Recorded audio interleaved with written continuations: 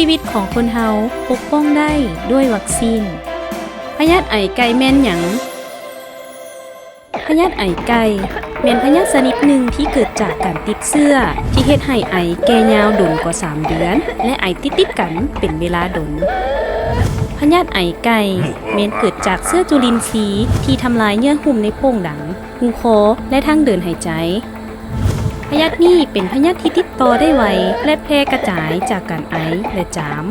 คนเจ็บที่เป็นพยาธิไอไก่จะไอหุนแฮงแต่ละครั้งแก่ยาว 2-3 นาทีอาการไอจะแก่ยาวหลายอาทิตย์หรือหลายเดือนอาการไอนี้อาจจะเป็นอันตรายหลายสำหรับเด็กอ่อนและเด็กน้อยเนื่องจากว่าการไอแบบแก่ยาวจะเฮ็ดให้เด็กน้อยขาดอากาศหายใจเฮ็ดให้เด็กมีอาการกำเร่และหยุดหายใจ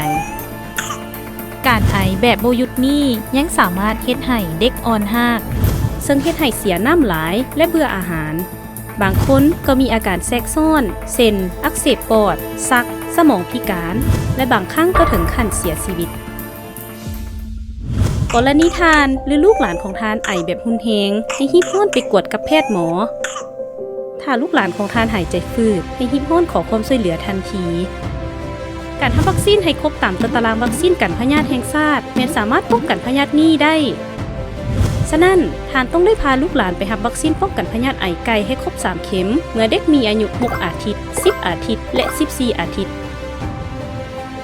สร้างวัคซีนป้องกันพยาธิไอไก่เป็นของขวัญทางสุขภาพให้แก่ลูกหลานคนในครอบครัวและคนอ้อมข้างของทานเพื่ออนาคตที่สดใสและปลอดภัย